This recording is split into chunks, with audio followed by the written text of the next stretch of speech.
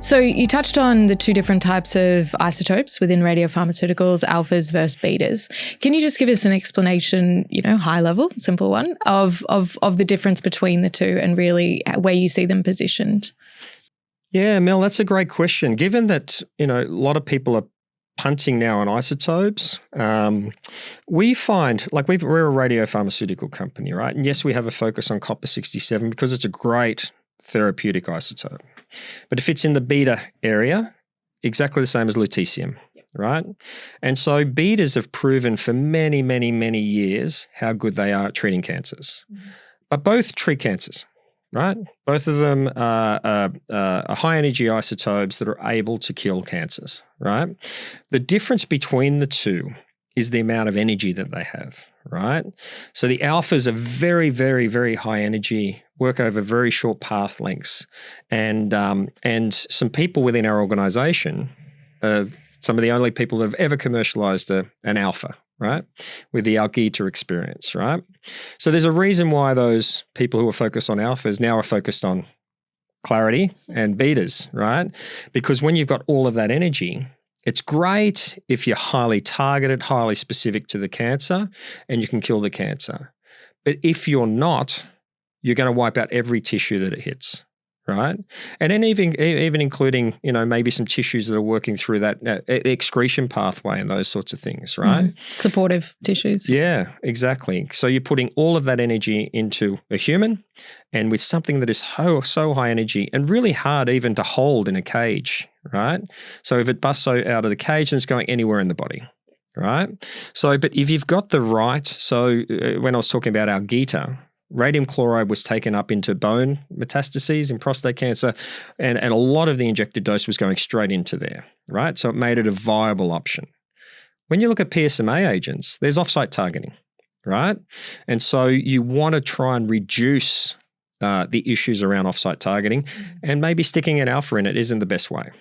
We're not negative on actinium and lead, except that you can't get access to them.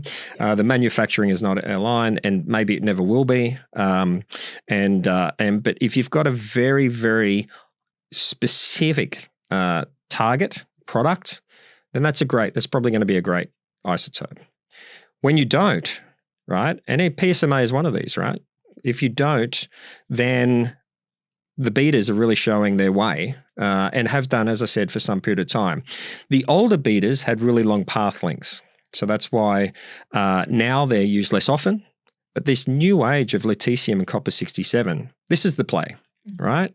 And I think Novartis are probably up there laughing at the moment when you look at big acquisitions in actinium and PSMA because they have PSMA 617. They've done some experiments, obviously, with actinium. We know what happens, right? They've got a fantastic beta there, and they've got Pluvicto, which has been the first-line therapy. And it will be, when I say first-line therapy in radiopharm, all right, it's there now, and it will continue to build that strength until something better comes along. What's the something better? This PSMA with copper-67, right? Because we tried to fix and overcome some of the issues of Pluvicto, including uptake and retention and those sorts of things, and we can dose higher, and we're dose optimizing, something Pluvicto never did. But we're not, as I said, we're not negative against actinium or lead, if you like. It's just that we have never, and as I said, we've got the expertise of alpha in our organization. We've never been able to find a targeting moiety, a product which would work well with that sort of high energy product, right? So do you think there is a complementarity to those big pharmas who maybe have acquired the alpha assets to then have beta assets alongside them? Like they just make sense to cover the spectrum of cancers. And as you mentioned, if you have something really targeted, an alpha can be excellent. Yeah. So alphas are probably going to stay to late stage. Like Algeta was very late stage, right? Metastatic prostate cancer. Like a salvage. Yeah. Exactly, right? We're treating kids with a beta, right? That's the difference between the two. So yes, does actinium have a role in late stage disease as a last resort to help, the patient live a little longer? Yes, there's an opportunity there. Can we do it today with those sorts of products? Well, if the patient dies a worse death, that's not a good outcome, right? So the betas don't seem to have that same side effect profile, obviously, because they're a different profile of energy, right?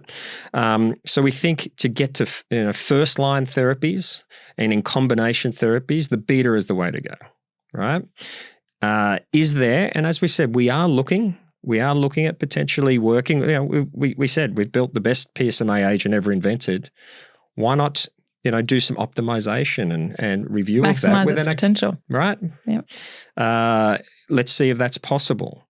Do I think it's going to be better than copper 67 bis PSMA at this point in time? No. Mm-hmm. Right? Do I think there's a role there to play? Potentially. But what we'll do is continue to develop, obviously, copper 67 bis PSMA. We will look at some other angles. We have got strong intellectual property as opposed to some of the others which are out there. And it's probably a quite exciting field, but there's a few issues to overcome. People talk about manufacturing logistics. Well, actinium and lead have massive issues with that, right? They're very different isotopes as far as that risk associated with making those products. Yeah, high risk profile. Yeah, and when you're looking at half-lives and those sorts of things as well. We just think at this point in time, there's a much better opportunity in developing betas. Novartis, who's a leader in the space, agree with us. Some of these new entrants are looking at alternatives, but going very early stage before even the products are in patients. We think we're in a much better space to actually develop what we think are really viable therapies with our current model. Will we make shifts? Potentially, because we never say never at Clarity.